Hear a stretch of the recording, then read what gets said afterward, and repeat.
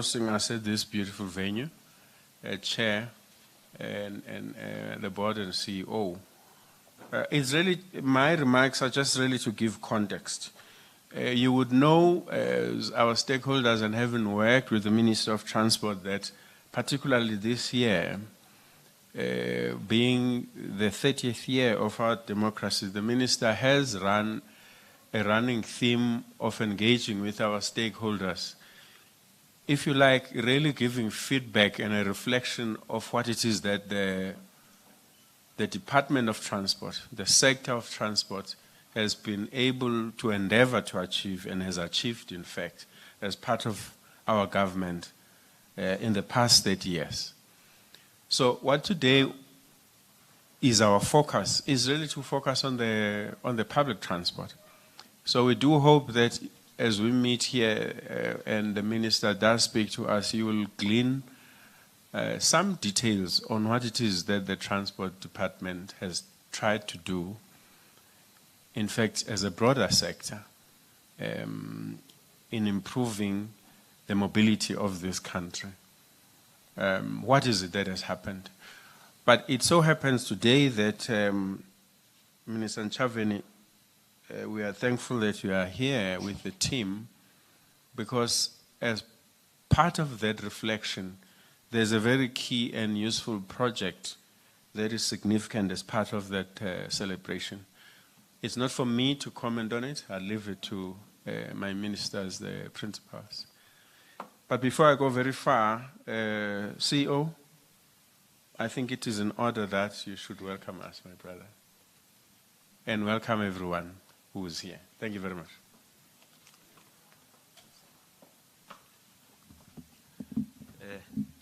I am vertically challenged, so I need to lower down the mic. Good morning, everyone. Honorable Ministers, Minister Chikunga, Minister Ntshavheni, board members led by our chairperson, Mr. Themba Mahambi, Ms. Nakaka, leadership of the DOT, the DDG, acting DDG at GCIS, and other colleagues, all protocol observed. Welcome to SANDRO Central Operations. We're very happy to host you. Really, if you want to get to the ladies and the gents, it's on my right. If you would go further down the passage from the front door, there are also facilities to the left as you walk out. There is no planned fire drill, so if you hear an alarm, it might be that you need to walk out towards the door outside where there's an empty area, and we can gather out there for further instructions. With those said, thank you once again for choosing to use our venue, Minister. It is your facility, and you're always welcome. Thank you.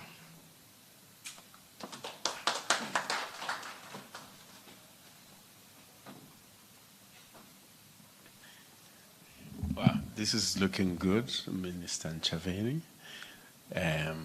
It's going swiftly. Very good. So, thanks for that, Reg. I think I've alluded to the Minister's remarks, and I think I must leave it to Minister Ntshavheni in her remarks to reveal the big secret. But it might be that before we get there, I must just give colleagues who are not with us in the briefing a bit of an overall. So we are here so that ministers will make their remarks, they'll address your good selves as the media, and at the end of both of their remarks, their respective remarks, we will give you an opportunity to put questions to them based on what they have said. But at the end of that session, the host will say a few words to us. We will then proceed thereafter to the front of this building, which I'm sure you saw on your arrival that there's a wrapped mystery there. We will then go to that mystery. Hopefully, we would have heard what it is, and we'll go through a process that enables all of you who might want to see what really the detail of it is. And at the end of that, that really be the end of our morning session. I hope you have a total picture now. At this stage, may I request Minister Ntshavheni to rise and address us. Thank you very much.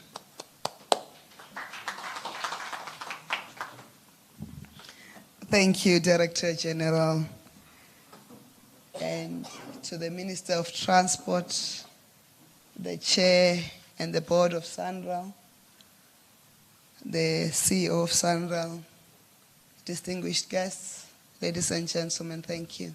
I've always admired this building when I passed through. Never thought I'll have an opportunity to come through. And thank you for the invitations. But most importantly, thank you for this occasion. This occasion is part of our process of marking the 30 years of our freedom and the democracy of South Africa. And we emphasize our freedom because as black people in general, we were not free in South Africa. But democracy is for all of us as South Africans. And in these 30 years of freedom and democracy, both as the Presidency and the Government Communications and Information Systems, we were tasked with the responsibility of coordinating and marking the celebrations. Unfortunately, the celebrations coincided with a very noisy and an unfair period, the election and electioneering period and campaigning. And in that period, nobody wants to see what is good, and nobody wants to celebrate the achievements. We always focus on the negativity. So when we were planning, both from the GCIS and the Presidency, how we celebrate these 30 years of freedom and reflect on our achievements, both as a government and as a people, the nation, and in comparison with others, because your achievements are not only the achievements of the success from measuring from where you come, but you must also compare yourself with the other, how other countries in the world are doing and how other governments are doing. Also accepting that you still have challenges. So of course the Department of Transport, amongst others, is responsible for the road networks of this country. I know you'll say you're not responsible for the municipal roads and the provincial roads. You are responsible for the national roads. But Minister Chikunga, when the provincial roads were not working, you had to intervene as a department. When the municipal roads were also not working, you also had to intervene as a department because that's what a government or a national government does. So when we were reflecting and doing an assessment of how far have we gone in the work of your portfolio, in particular because here we're on the road network portfolio. And it's always important that we hear it not from ourselves, but not what we say ourselves, but what others say. So somebody said, and I later learned is the Central Intelligence Agency of the USA in the CIA World Books, because they monitor everything, but you say SSA should not monitor everything. They monitor even other countries, but we'll sort that one out later. It's for a discussion for another day. They say South Africa has a 750,000 kilometer road network, and for that it ranks 11th amongst the countries with the largest road network globally. But when we are focusing on complaining about the potholes and the bridges that have not been done, we ignore that we are the countries, we're number 11th globally with the largest road network, and we don't want to celebrate that. We want to focus on the half empty and forget within these 30 years, that's the distance traveled. To date, and not only in the African continent, but globally, there are countries that do not have a road at some point. You park at a particular destination or a particular point and walk or get onto a horse cart or get onto a bicycle. And yes, of course, they made bicycles fancy, and because of the need to preserve the environment, bicycles are now celebrated and promoted. But cycling was not introduced for that. They were introduced because they didn't have the road network to get the cars to travel in. But they also go further because we're complaining about tarred roads and potholes. They say South Africa has 275 kilometers of the South African road network that is paved or tarred. With that, we ranked number 13th globally. That is not a small feat, because we are not compared, not within the African continent, but globally. We've got 54 countries in Africa, but we are 19th globally. It means we surpass even other countries globally. And that we don't want to celebrate, because as South Africans, we want to forget our past and that fractured history of where we come from, where a tarred road could not reach Hachikunda Marema, where I come from. It could not reach Muleji, even when Muleji is just 10 kilometers out of Polokwane. It could not reach Umhlaba wa Lingana in KZN. It could not reach Umtubatuba because the wrong people resided there. That our townships, though they were deemed urban, they did not have tarred road or paved road. But today, we talk about the infills or townships extensions that readily have a tarred road, and they even go and ban the very paved road or tarred street, looking for another road, destroying that infrastructure. Or go like my home people in Vuwani, go and dig up a whole tar road because they want a municipality. And then 3 years later, they'll complain that tar road has potholes. They forgot they dug They dug the potholes themselves. And I'm just using those examples to illustrate where we've come. So we determined to say, this 30 years of freedom, which is a year-long celebration that we're hosting as government, requires us to then celebrate this huge achievement. And nobody should take it away from Sandra, from the road infrastructure contributors, whether civil engineers. We've got some of the most beautiful roads, and wherever I traveled, and I've had the privilege of traveling, not when I was a minister, because when I'm a minister, they say you're doing public relations. I traveled when I was very young, and I'll tell them that we've got a spaghetti junction, we've got a flying saucer, we've got gululis. I don't know what gululis is. I see even in Polokwane, even in Botlaukwama talks, you've put another flying saucer. And our roads are not just roads, they're also the art of engineering, including in the very remote areas where we had single lanes. Matox today no longer looks like a village. It looks like a burgeoning town because you've done a highway, N1 North, most beautiful road to drive in, and I'm very biased. But it has enabled Matox to have drive-thrus and all sorts of things because of that road infrastructure that has come through, because road enable economic development. We said, how best do we celebrate that and have a conversation about the democracy and the meaning of democracy in South Africa? Of course, when you are a poorer cousin, you have to rely on a richer cousin and other people's money. I was once an entrepreneur. So we made a call, of course, to the Minister of Transport and the richer cousin, Sandra. And the simple request was, we want to showcase this monumental achievement that we have done in the shortest space of time, in 30 years since our freedom and the realization of our democracy.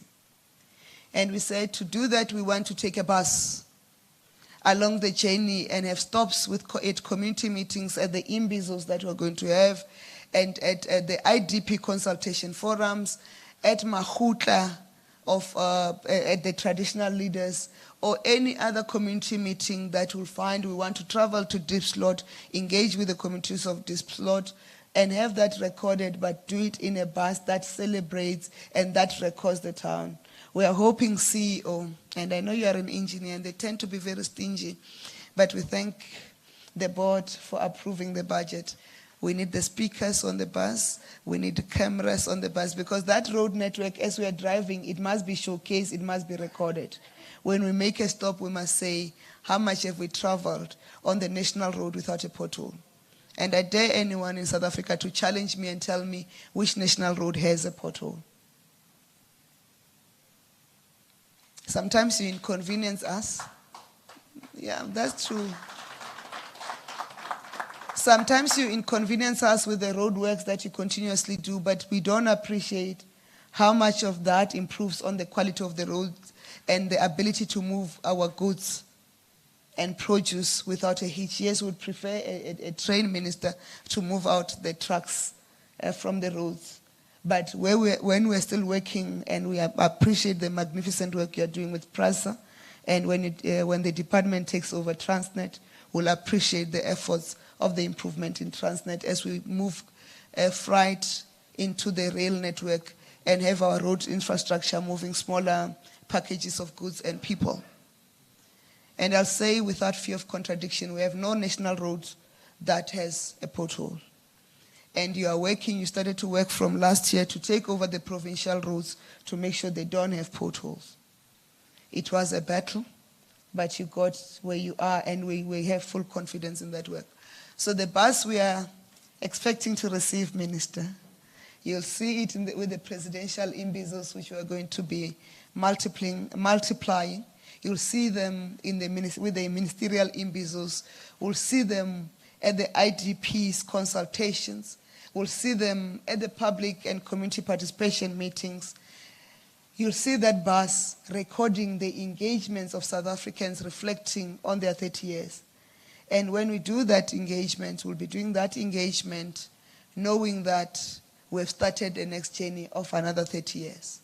They've said in Africa, after 20 years of freedom, and the stability never happens. We are 30 years and we are stable. Tomorrow we are inaugurating a president of the 7th administration, and it will go without a hitch. And I look forward to ride on the bus, on the Freedom and Democracy bus tomorrow, as we have integrated it in the inauguration. Despite the duties that we face today as we prepare for tomorrow, we had to suspend it to come and receive that bus, because it's part of the integral celebration of the historic milestone as we start tomorrow, our first day in the next 30 years of our freedom and democracy. And with that, we thank you in advance for the beautiful bus.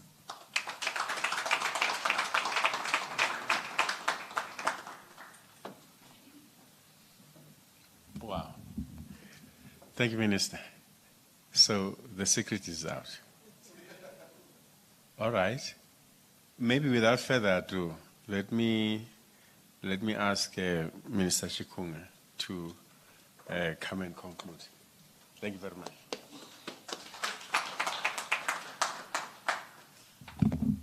Thank you very much, DG, who is also our Program Director, Advocate Mlau, Minister in the Presidency, Ms. Khumbudzo Ntshavheni, chairpersons and CEOs of our state-owned companies, senior managers that have joined us here today, members of the media. Just to remind you, Minister, that in South Africa we had the world boxing champion by the name of Dingan Thobela, the late.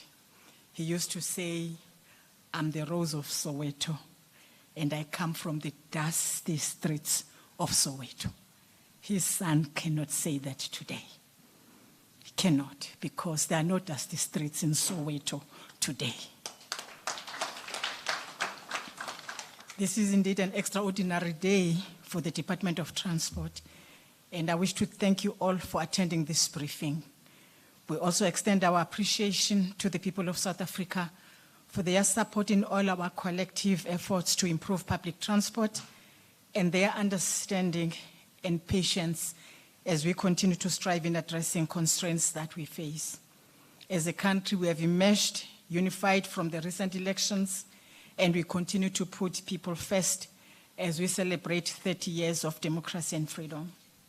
From the dawn of democracy in 1994 to date, we stand more committed to bring a better life to all citizens of this glorious nation.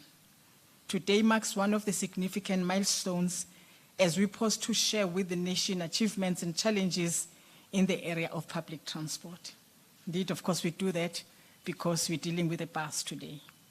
Before I delve into the reporting on the state of public transport in our country, I wish to firstly appreciate the support of the South African National Road Agency Limited, SANRAL, for heeding the call and contributing towards the many planned activities which form part of government's campaign in celebrating 30 years of democracy. Today, we are proud as we later on hand over to the Minister in the Presidency, specifically to her department's entity, the GCIS, the 30-year celebration democracy and freedom bus. This bus will be used in the coming months by different departments to hold community engagements, as she has said, but also to foster dialogue and increase citizenry participation in shaping government service delivery programs. This, of course, denotes a participative democracy where we practically implement the Freedom Charter tenets, affirming that the people shall govern and be part of critical decision-making processes.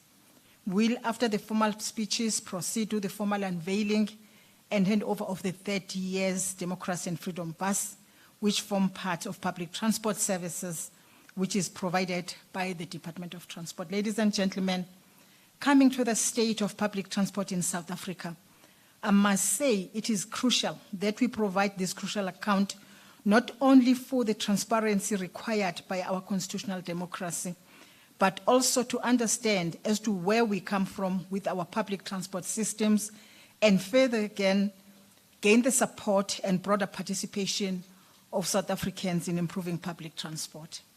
These improvements can only be achieved through collaboration with the private sector, which brings resources, expertise, and efficiencies, with civil society, providing checks and balances, and most importantly, with the users or commuters for whom public transport is a vital link to opportunities. Truth is, the history denial of an efficient and integrated public transport system, which characterized the apartheid regime, still has a ripple effect even after 30 years of democracy, as a historic challenges of spatial segregation characterized by historical neglect and underinvestment still undermine the efforts and level of investment that have been committed over 30 years. I must remind all of us that just on the eve of our democracy, the apartheid government decided not to invest on public transport, whether it is rail, whether it is buses, whether it is taxis. It decided that it was not going to invest on public transport. It is the de Villiers Commission in the 80s, 86, that decided that it's no longer going to invest in rail. From a budget of about 6 billion rand then, by the time we took over in 1994, apartheid government was budgeting something less than 1 billion rand for rail. And I think I just want to emphasize this point because some people always believe that we are responsible for what is happening in our rail sector. From 1986, there was never a new train that was purchased by the apartheid government. There was never any rail track that was refurbished by the apartheid government. In fact, it reduced budget for rail as per the de Villiers Commission report.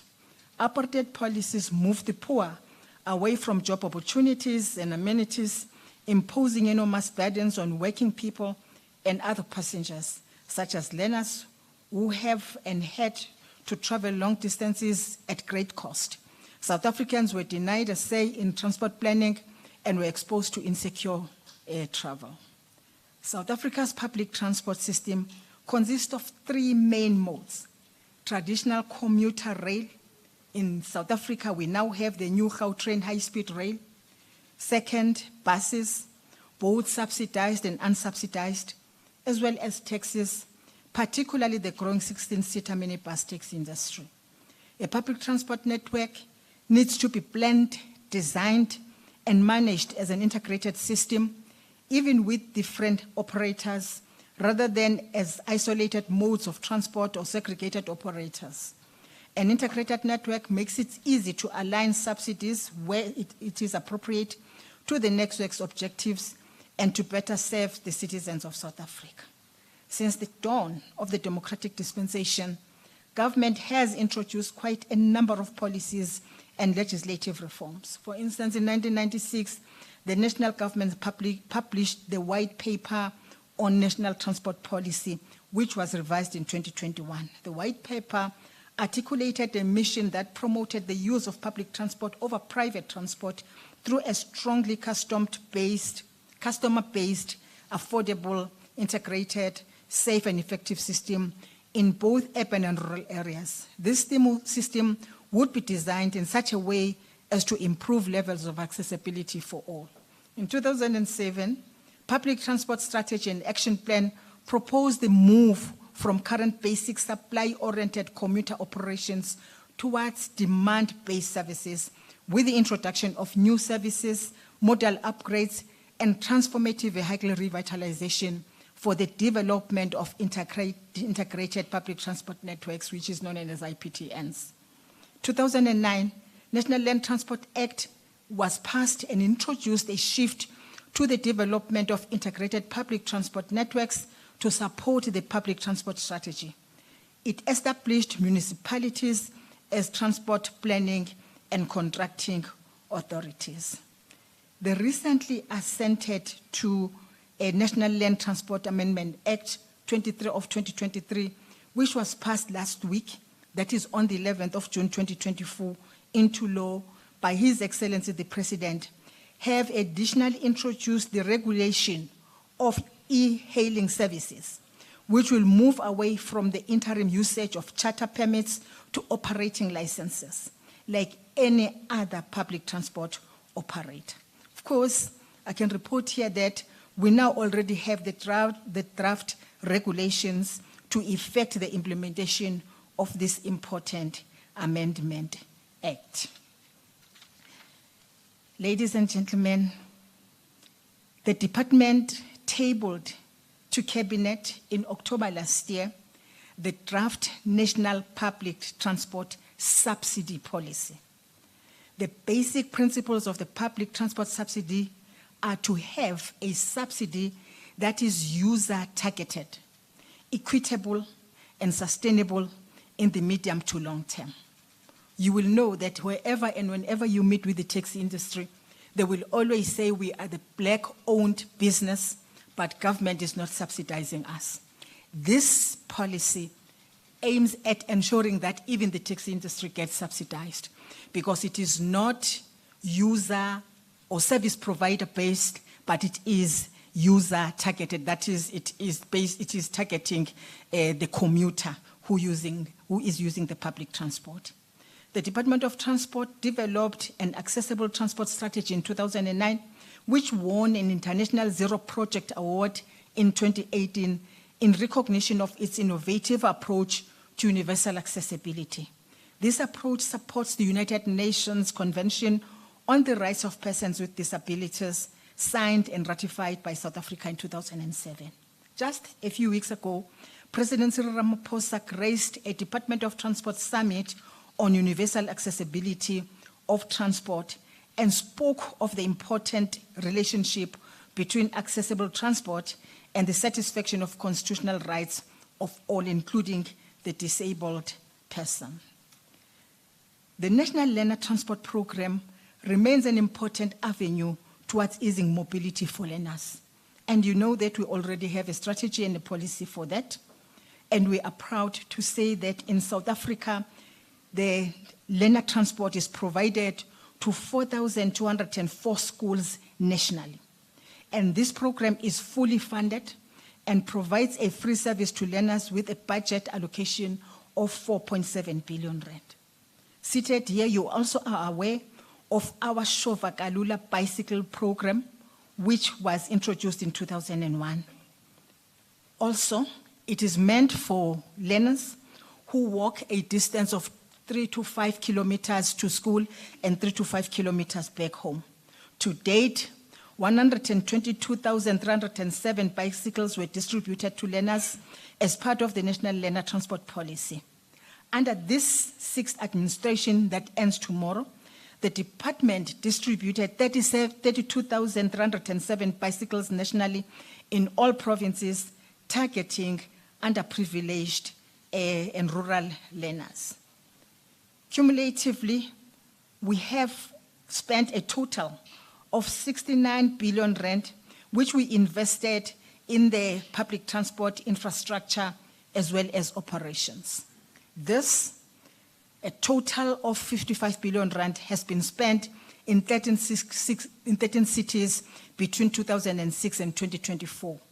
This has translated into the following achievements: 131 stations of BRT that we refer to as bus rapid transport. The correct name is IPTN, which is Integrated Public Transport Network, that you see here in Pretoria in Gauteng. 131 stations were built. 253 kilometers of dedicated and bi-directional trunk routes were also constructed. 302 kilometers of mixed traffic bi-directional trunk routes were also constructed. 260 kilometers of two-way cycling, pedestrian, and non-motorized transport facilities. 2,628 bus stops were constructed, 11 depots, 44 million passengers carried per annum as of 2023-2024 financial year. Integrated public transport networks operating at between 14 and 20 operational hours, with approximately 1,020 vehicles that we now have being operated on those routes. You will know that the cities that are involved in the IPTN, which is referred to by all as bus rapid transport, will include your Cape Town, your Johannesburg, Tshwane, Ekurhuleni, George, Polokwane, Nelson Mandela Bay, and Rustenburg. It must also be noted that 14 vehicle operating companies have been established and contracted by municipalities to provide public transport service in IPTNs. When we take a route, we say those that are operating that routes are the ones who must then benefit out of the work that's going to happen there. And the taxi operators and their economic empowerment in the IPTNs are the ones that have actually benefited. The majority of these vehicle operating centers are run by the taxi operators. You will also be aware of the taxi recapitalization program, where we scrap the old taxes. We aimed to scrap 135,894. To date, we have scrapped 83,713. Each time we scrap a taxi, we pay the owner 153,000 rand to date, DDG Matabat. We started at 55,000 rand. It increases. We are now at 153,000 rand each time we pay, we scrap the taxi. The department also has committed to the following commercial projects for the taxi industry. First, the taxi broad-based ownership structure, where the taxi industry owns 60% of the taxi scrapping entity, with 40% owned by a technical partner. Remember, when we scrap a taxi, we don't just foreclose everything. If there is a chair that is still okay, we take it. If the engine is still fine, we don't scrap it, and so on. And then we sell this. And that is the company that we are talking about, where the taxi industry is actually owning 60% of that. And of course, the private partner owns the 40%. A 24-hour service center is also what we are aiming to build for the taxi industry. In fact, it's already happening. The container retail solutions that are providing services at the taxi ranks, selling parts by the taxi industry to themselves. We also are doing that. We were in Secunda opening one of those. The formalization and automated fare collection, we want to move towards that. With the milestone, we have registered in the public transport. We do believe that as a nation, we have reasons to celebrate. But of course, we have reasons to forge ahead together, addressing challenges that are facing us going forward. Fellow South Africans, it gives me great honor to announce the signing into law of the Economic Regulation of Transport Bill, by the President now into law. The Act will see the consolidation of the economic regulation of transport into a unified framework and policy. It aims to primarily promote the development of a competitive, efficient, and viable South African transport industry, contributing to economic growth and development. It establishes two important entities, the Transport Economic Regulator and the Transport Economic Council. It actually ensures that a Transport Economic Regulator will ensure the access of whatever that is happening in the transport sector. If you want to operate in the rail sector, you will be able to go to the TER and apply for the permit, operating permit. But also it is going to deal with the issue of cost. For instance, unfortunately, Sanral, it's no longer going to be yourself who decide on how much you're going to increase the tolls. It will be the TER that's going to do that. It's no longer going to be the regulating committee in the aviation sector. It's going to be the TER that is going to do that, whilst it ensures that everyone can access services in the transport sector. It deals with the monopolies so that, of course, we have many of us ready to access those. So if you want to operate, if you want to own a train, this TER ensures that you can now own a train and you can operate it on our rail infrastructure. And this is what it is bringing to us. But of course, it also brings into existence the TEC, which is Transport Economic Council, which will be an appeals council.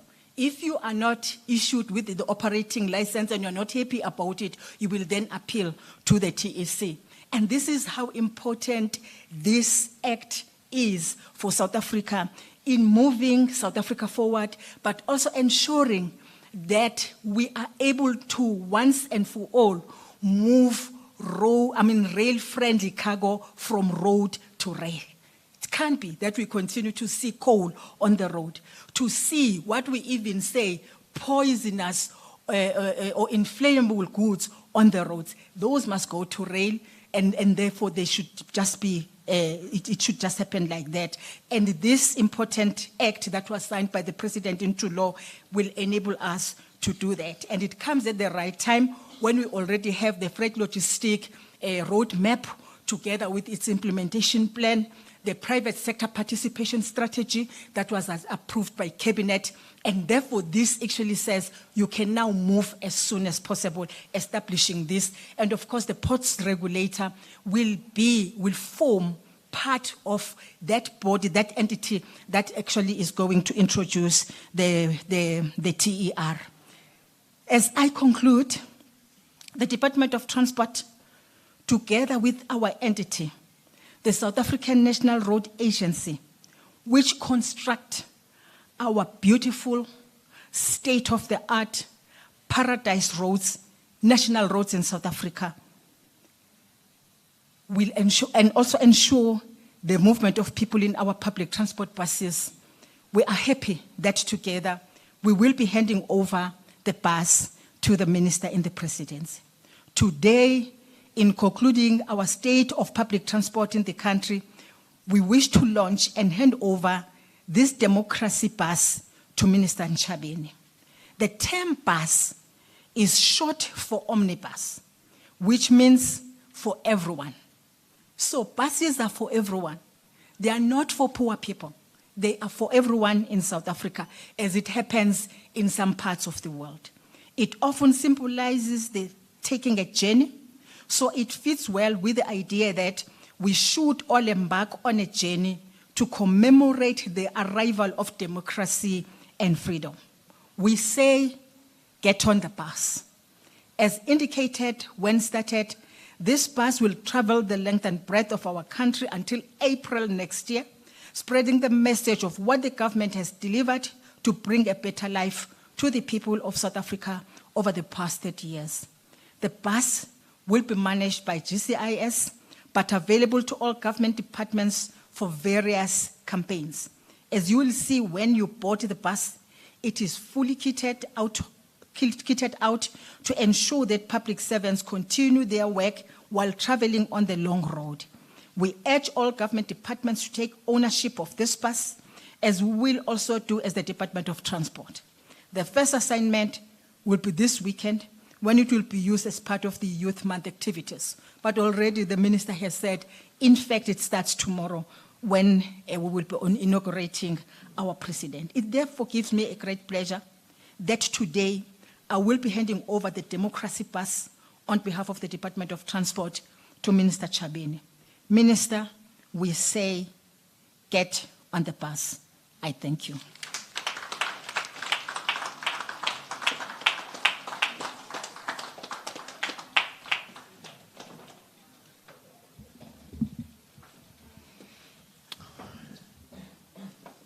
Get on board. All right. I feel we are on track in terms of time. But Chair, we had agreed that before you wrap for us up, I must get my colleagues. I'm looking at you, DG. I'm looking at communications team transport. Just to facilitate, let's say one round will be demand driven, but ideally one round of questions. Now,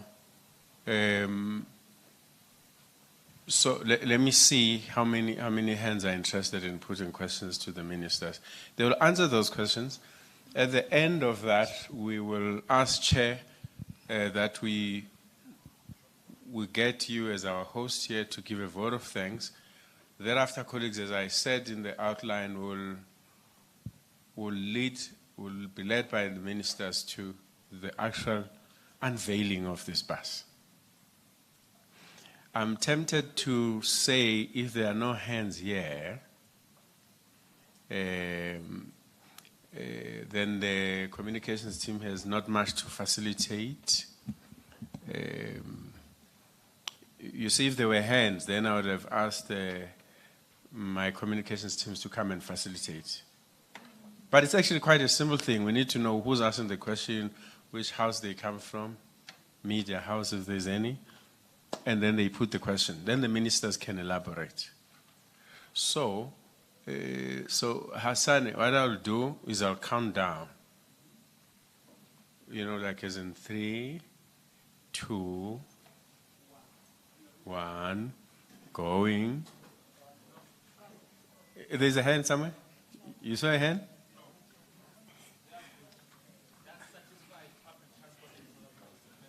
The ministers have never been this clear. Come now. It may be, ministers, that when we unveil the bus and we do a walkabout, at the end, some questions might then be there on a one-on-one basis.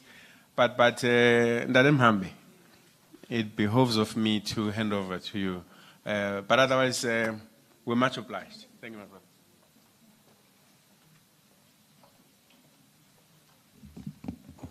Thank you very much, DG. Honorable Ministers, Ntshavheni and Chikunga, DG and your colleagues here, fellow board members, Dilibele Sisukol, the CEO, Sanral, and your colleagues, the advisor and other advisors here, DDGs, yeah, all protocol observed, ladies and gentlemen. Kaiser this morning laughed at me and said, "You are wearing a suit, Chair." I just looked at him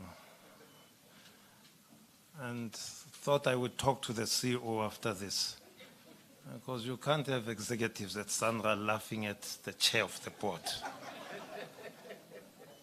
But I also pity him, because I said to myself, he's too young. He doesn't understand. How can I not wear a suit when you have 2 ministers at one go, you know, at an event hosted by yourselves? Yeah, but I need to say this, that when Minister Ntshavheni arrived, she indicated how speedily, ideally, we should move, given the fact that tomorrow there's the inauguration and that both she and Minister Chikunga would obviously be required, are obviously required for various activities, particularly her as the minister in the presidency, of course. And this made me think of this song. The youth here won't know this, by the OJs. Your body's here with me, but your mind is on the other side of town. And this said to me, actually, a whole lot of us are here today, but our minds are really elsewhere, based on the developments, political developments, and the significance of tomorrow and what is going to happen after that. And that then said to me, we really must thank everyone who is here, because they've had to put that aside for a while and be here with us. So thanks to all of you. I want to thank Minister Ntshavheni for the recognition, she has given to SANRAL in terms of our roads and so on. And that says to us we are noticed even at the highest echelons of our government in this country. And we are deeply, deeply appreciative of that, Honorable Minister. But we are also very thankful because under your leadership, we've had an unbelievable relationship with GCIS. The celebration of the 30 years of our democracy and freedom. We've had this unbelievable partnership between us and GCIS. We're very, very grateful for that kind of support. And indeed, the opportunity for us to continue to be of service via, sponsoring the bus that is at issue here today. But all of that would not have been possible if we did not have, as our executive authority, a person such as Minister Chikunga, who has given us the space to express ourselves as an agency of the people of South Africa. You've made it possible for us to remove SANRAL from the list of elitist agencies in this country and to make it a people's agency, a true public agency, a true state-owned company, rather than this quasi-private entity that we seemed to be in the eyes of the masses of South Africa. And therefore, we're very grateful for that, Honorable Minister.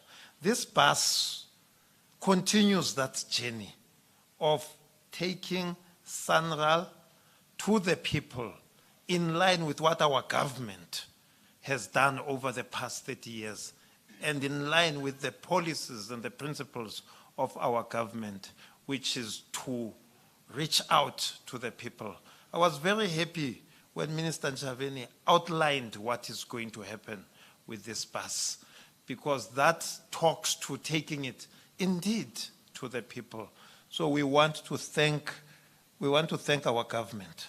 We want to thank the two ministries for being here today and emphasizing that particular trajectory that we are also taking, and for allowing us to serve our people. The media that's here, we are very, very grateful to you, because indeed a whole lot of your peers are already camping around the union buildings and elsewhere around the country, where they believe that is where the action is happening. So we are grateful that you are here, and indeed everyone else, including our DGs, together with our staff members, our CEO staff members, because all of this would not have been possible without all of you. So please, a big up to everyone, and thank you very, very much. Thank you, Chair. Thank you, Chair. Thank you very much. Ministers, thank you very much. I think what I would request is that we allow the ministers to lead us some of us will have to run ahead, but all of us, if we could just give them space to lead us, we will meet at the front. We thank everyone. Thank you very much.